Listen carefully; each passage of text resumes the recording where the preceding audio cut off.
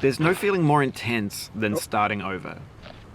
If you deleted your homework the day before it was due, as I have, or if you left your wallet at home and you have to go back after spending an hour in the commute. If you won some money at the casino and then put all your winnings on red but it came up black. If you got your best shirt dry cleaned before a wedding and then immediately dropped food on it. If you won an argument with a friend and then later discovered that they just returned to their original view. Starting over is harder than starting up. If you're not ready for that, like if you've already had a bad day, then what you're about to go through might be too much. Feel free to go away and come back. I'll be here. Alright, thanks for coming with me on this trip.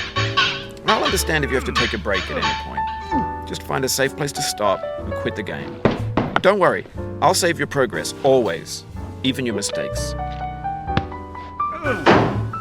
This game is a homage to a free game that came out in 2002, titled Sexy Hiking. The author of that game was Jazzuo, a mysterious Czech designer who was known at the time as the father of B games. And B games are rough assemblages of found objects. Designers slap them together very quickly and freely, and they're often too rough and unfriendly to gain much of a following. They're built more for the joy of building them than as polished products. In a certain way, Sexy Hiking is the perfect embodiment of a B game. It's built almost entirely out of found and recycled parts, and it's one of the most unusual and unfriendly games of its time. In it, your task is simply to drag yourself up a mountain with a hammer. And that act of climbing, in the digital world or in real life, has certain essential properties that give the game its flavor. No amount of forward progress is guaranteed. Some cliffs are too sheer or too slippery. And the player is constantly, unremittingly in danger of falling and losing everything. Anyway, when you start Sexy Hiking, you're standing next to this dead tree that blocks the way to the entire rest of the game. It might take you an hour to get over that tree, and a lot of people never got past it. You prod and you poke it, exploring the limits of your reach and your strength, trying to find a way up and over.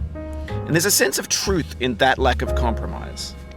Most obstacles in video game worlds are fake. You can be completely confident in your ability to get through them once you have the correct method or the correct equipment or just by spending enough time. In that sense, every pixelated obstacle in Sexy Hiking is real. The obstacles in Sexy Hiking are unyielding, and that makes the game uniquely frustrating. But I'm not sure Jazzuo intended to make a frustrating game. The frustration is just essential to the act of climbing, and it's authentic to the process of building a game about climbing. A funny thing happened to me as I was building this mountain. I'd have an idea for a new obstacle, and I'd build it, test it, and it would usually turn out to be unreasonably hard. But I couldn't bring myself to make it easier. It already felt like my inability to get past the new obstacle was my fault as a player rather than as a builder.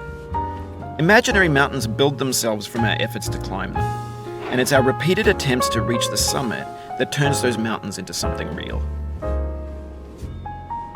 When you're building a video game world, you're building with ideas, and that can be like working with quickset cement. You mold your ideas into a certain shape that can be played with, and in the process of playing with them, they begin to harden and set until they're immutable, like rock. And at that point, you can't change the world.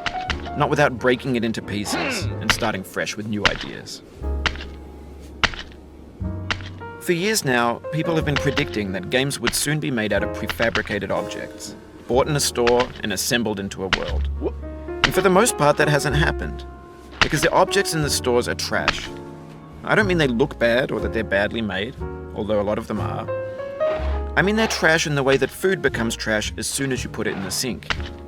Things are made to be consumed and used in a certain context, and once the moment is gone, they transform into garbage.